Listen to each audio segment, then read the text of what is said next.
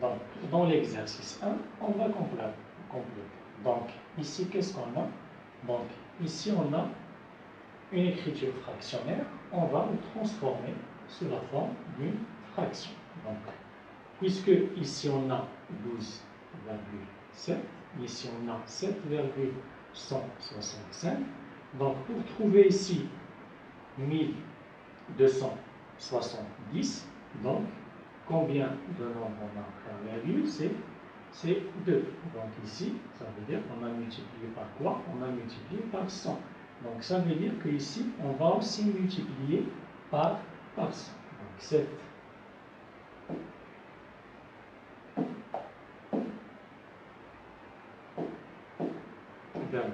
165 sur 12,7. Donc pour trouver 1270, on veut dire qu'on va multiplier par 100. Donc deux nombres après la virgule. Si je peux ajouter 0, si on ajoute 0, ça veut dire que le résultat ne change pas. Même chose, on va multiplier par le même nombre pour que la fraction soit égale.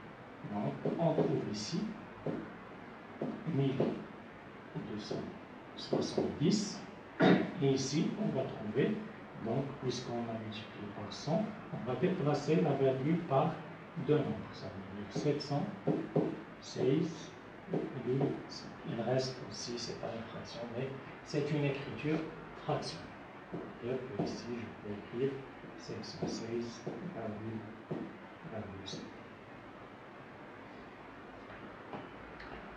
Même chose ici, donc deux nombres après la virgule, ça veut dire que je vais multiplier par 100.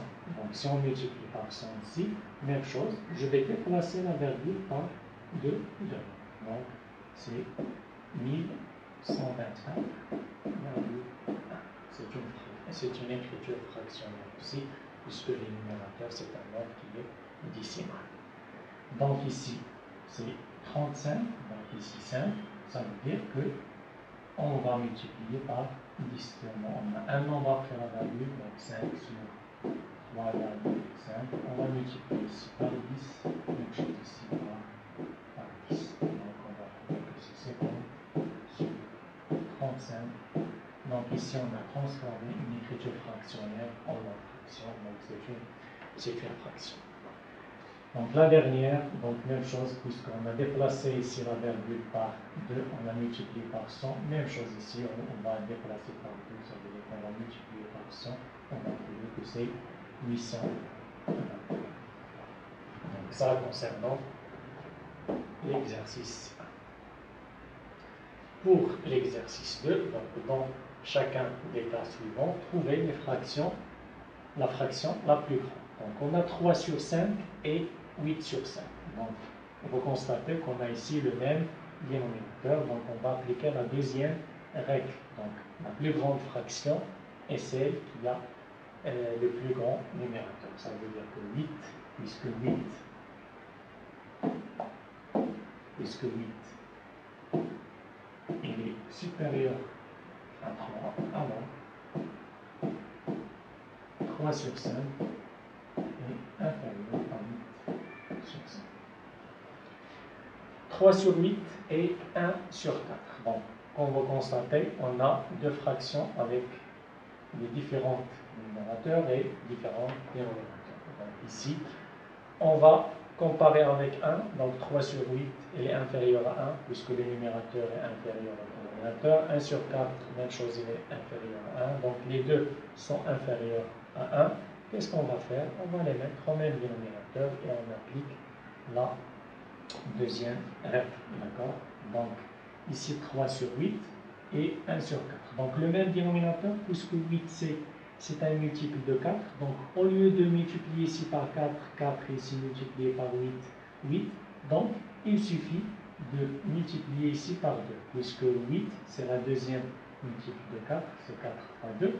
Donc, je peux transformer 1 sur 4, fois 2, fois 2, et on obtient 2 sur 8. Donc, c'est une fraction qui est égale à 1 sur 4 avec un dénominateur 2. Et on compare 2 sur 8 avec 3 sur 8. Donc 2 sur 8 et 3 sur 8.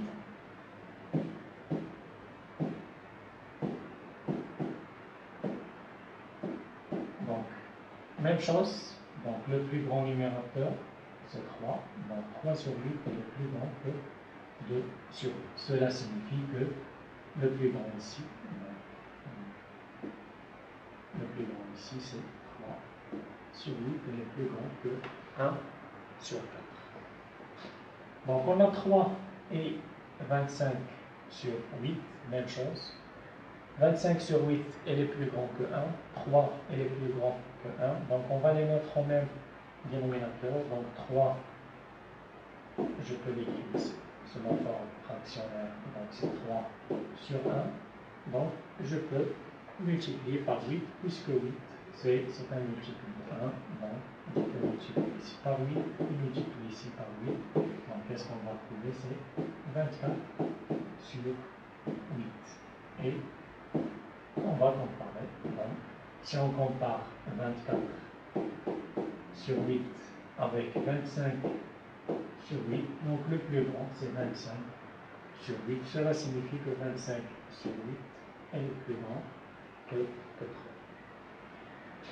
3. 3 sur 7 et 2 sur 5. Donc même chose, les différentes n'ont pas le même dénominateur et elles n'ont pas le même numérateur. Donc, dans ce cas-là, on va les mettre au même dénominateur.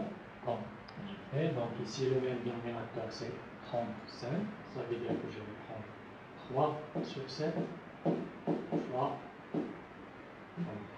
5, c'est le dénominateur de la deuxième fraction. Donc je vais trouver 15 sur 35. Et pour la deuxième, donc 2 sur 5, on va multiplier par le dénominateur de la première fraction, c'est 7, 2 fois 7 et 5 fois 7, égal à 14 sur 35. Donc le plus grand ici, c'est 15 sur 35, il est plus grand que 14 sur 35, puisque le plus grand numérateur, c'est 15. Cela signifie que 3 sur 7 elle est plus grand que 2 sur 5.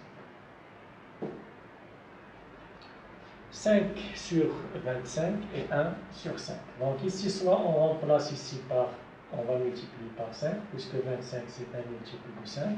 On veut dire que 1 sur 5 fois 5 fois 5, on va trouver que c'est 5 sur 25. Soit ici, je peux diviser, puisque 5, ici 25, donc je peux diviser par 5. Nous avons un diviseur commun qui est 5. Divisé par 5, 5 divisé par 5, c'est 1. 25 divisé par 5, c'est 5. Donc, ça veut dire qu'il y a une égalité. Donc, ici, 1 sur 5 est égal à 5 sur 25. Et la dernière, 1 sur 5 et 1 sur 4, puisque ici on a le même numérateur, on applique la première règle. Donc, si on a le même numérateur, donc le plus grand est celle qui a le plus petit dénominateur. Donc le plus petit dénominateur, c'est 4. Cela signifie que 1 sur 4 est supérieur à 1 sur 5. Troisième exercice, remplacer les pointillés par le symbole qui convient. Donc soit inférieur, soit supérieur, soit égal. Donc 7 sur 7 et 1. Donc 7 sur 5, toujours si on fait la division d'un nombre sur lui-même, donc elle est égale à 1, ça veut dire qu'il y a une égalité ici. Donc,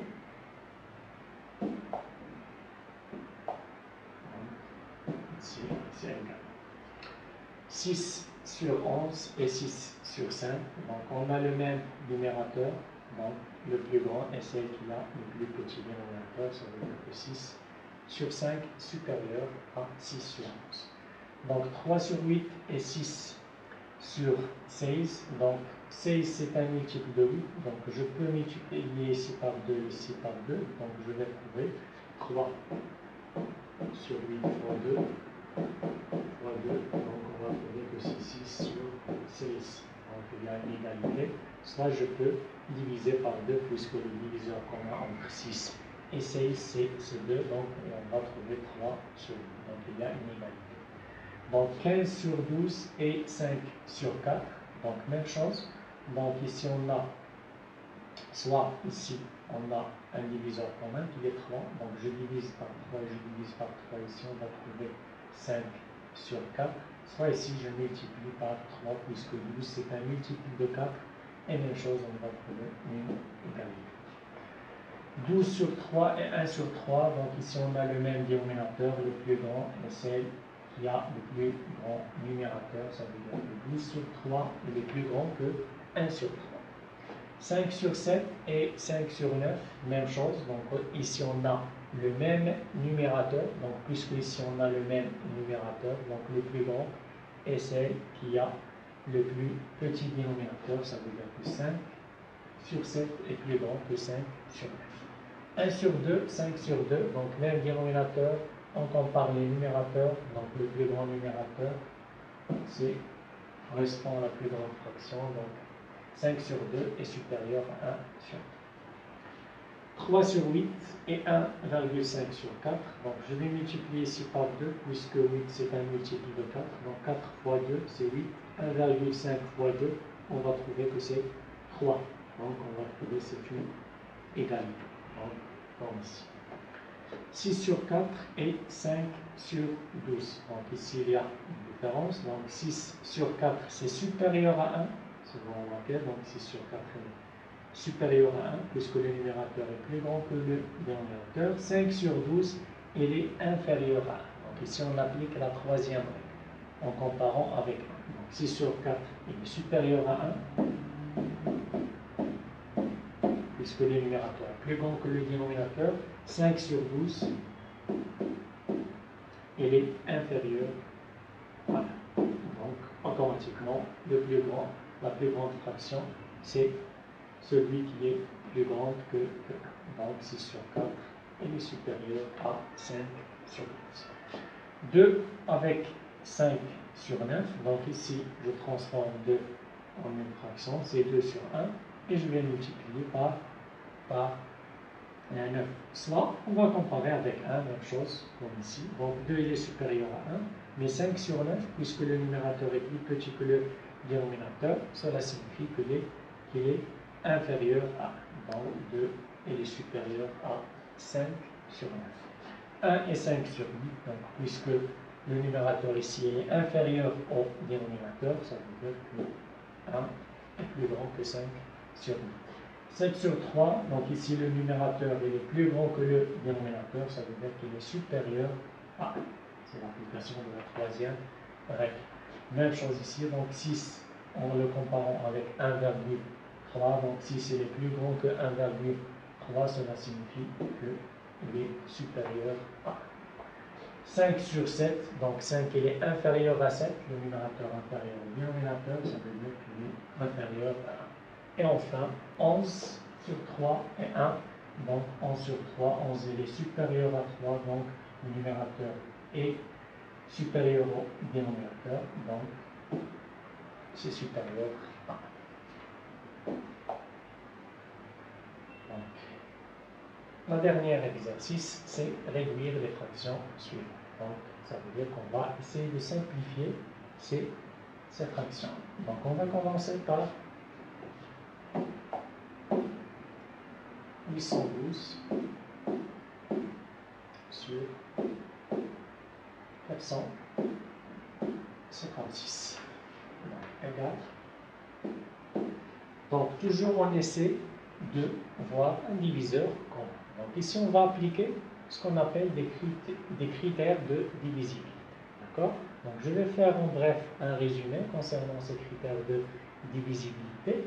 Par exemple, pour 2, donc chaque nombre est divisible par 2 si il se termine par 0, 2, 4, 6 et 8. D'accord? Il est divisible par 3 si leurs somme des nombres sont des multiples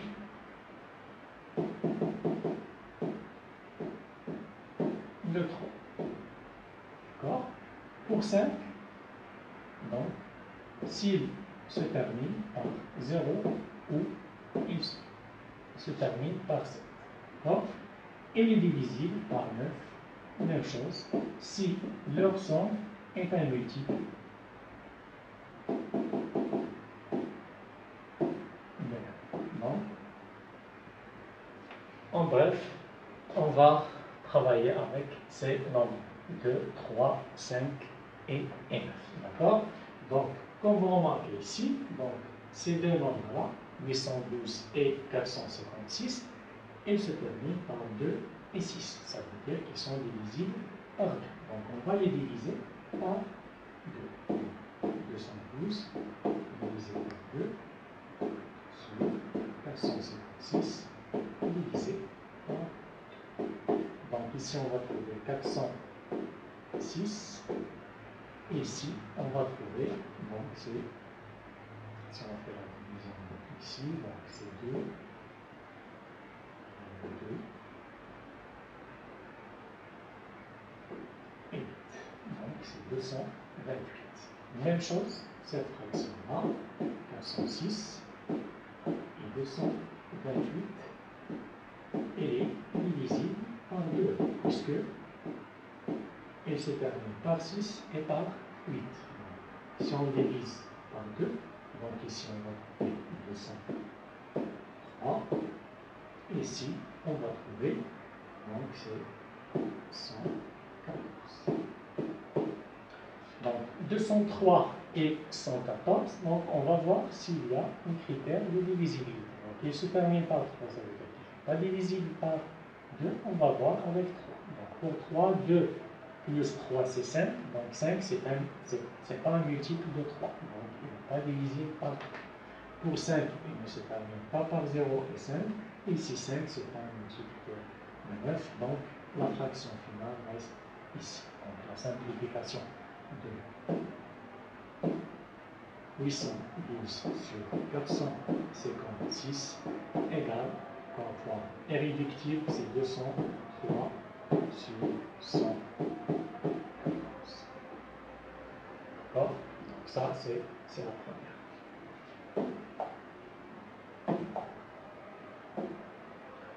Pour la deuxième, donc 225 sur 360.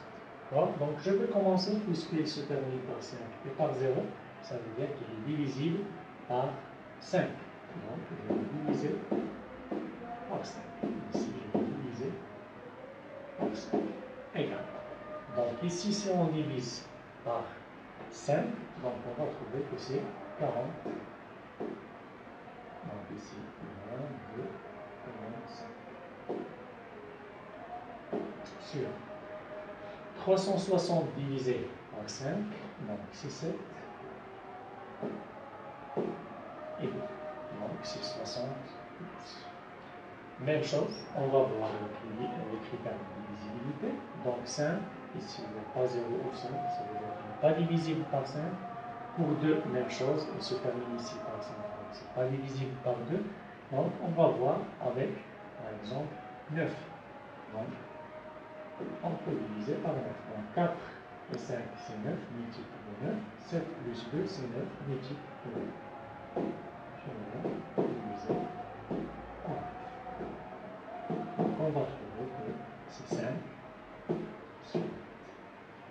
Donc ça, c'est la fraction irréductible. On peut écrire que 225 sur 360 égale 5 sur 8.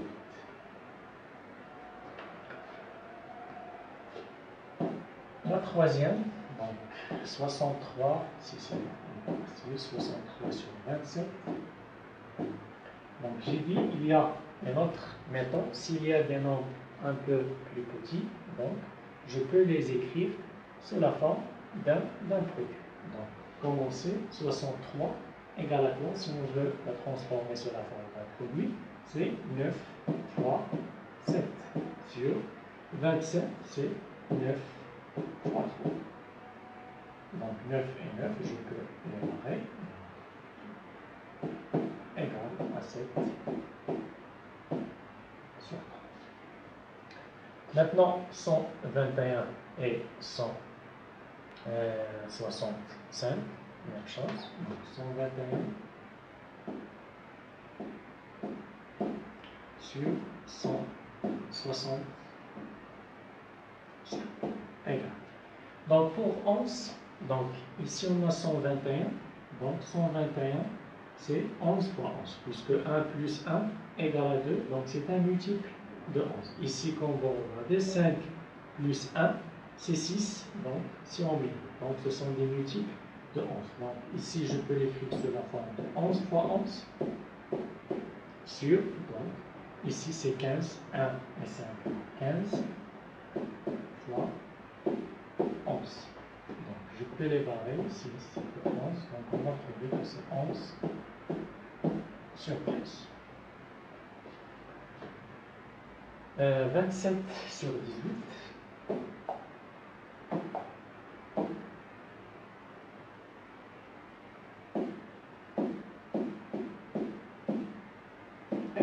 Même chose, je vais le transformer, puisque ce sont des petits nombres, je peux les transformer sous la forme d'un produit. Donc pour 27, c'est 9 fois 3, et pour 18, c'est 9 fois 2. Même chose, j'élimine 9 et 9, égale 3 sur 2. 42 sur 18, sur 16, pardon.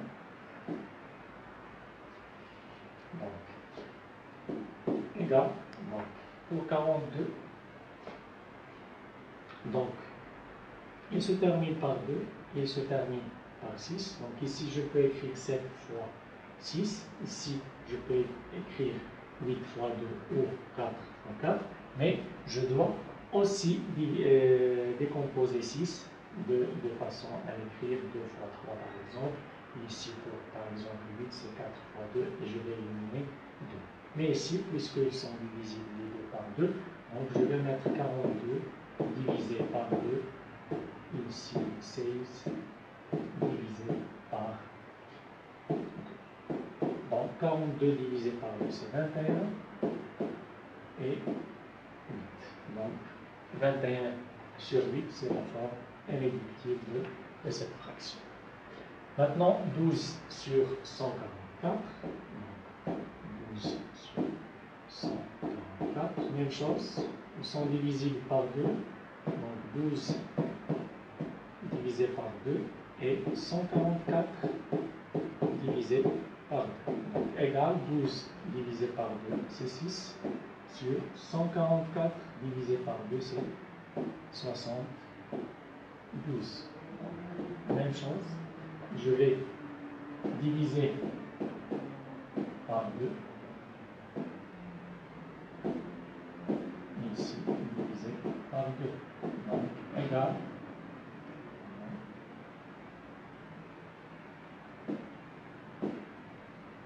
72 divisé par 2. Donc 3. Ici, 70 divisé par 2. On va trouver que c'est 36. Même chose. 3 sur 36. Donc divisé par 3. Ici, divisé par 3. Puisque 3 plus 6, c'est 9. 9, c'est un multiple de 3. Ça veut dire que 36, c'est un multiple de 3. Donc, égal 1 sur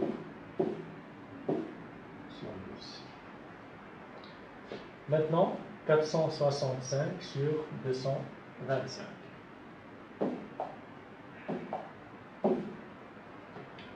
Donc, 465 sur 225 égale.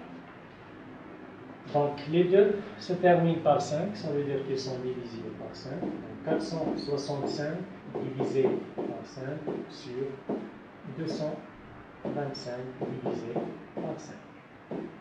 Égal, ici, donc, c'est 9, il reste 1, 1 avec c'est sur, donc, 60, donc, c'est 4,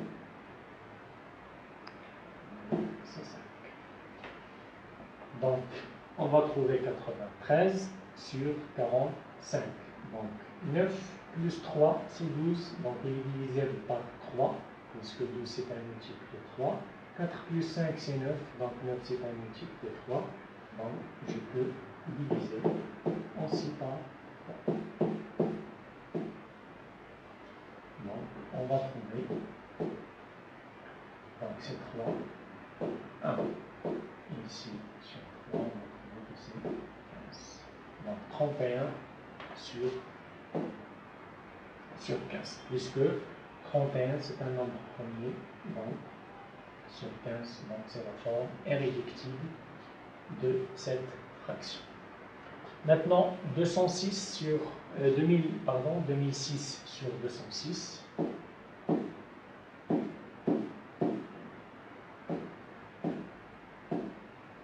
Donc, même chose, je vais diviser par 2 et par 2. Égal. Donc, ici, 1003 sur 100. Donc, 1 plus 3, c'est 4. 1 plus 3, c'est 4. Donc, ce ne sont pas des multiples. 4 n'est pas un multiple de 3. Donc, pour 5, il n'est pas divisible par 5. Et pour 9 aussi, il n'est pas divisible par 9. Donc, on va rester comme ça. C'est 1003 sur 103. Donc, la dernière, c'est 315 sur 531. Égal. Donc, on va commencer par faire la somme des nombres. Donc, 3 plus 1, c'est 4. 4 plus 5, c'est 9. Donc, c'est un multiple de 3. Même chose ici. 5 plus 3, c'est 8. Plus 1, c'est 9. C'est un multiple de 3. Ça veut dire que je peux diviser par 3. Donc, 315, 531, divisé par 3, divisé par 3. Égal. Donc, ici, 3, c'est 1. Donc, 0 et 5. Donc, 105 sur. Donc, pour 5, c'est 2. Il me reste 2. Donc, c'est 7. Il me reste 2. Donc, c'est 7. Donc, 105 sur 277. Donc, ici, 1 plus 5, c'est 6. Donc, 2 plus 7, c'est 9. 9 plus 7, c'est 16. Donc, ce n'est pas un multiple de 3. Il ne se termine pas par, c'est pas divisible par 2. Il ne se termine, ici, il termine par 5. Ici, il ne se termine pas par 5 ou 0. Donc, il n'est pas divisible par 5. Et ce ne sont pas des multiples de 9. Donc, on va le garder comme ça. C'est 105 sur 277. Donc, c'est la fin de cette séance. Au revoir et à bientôt.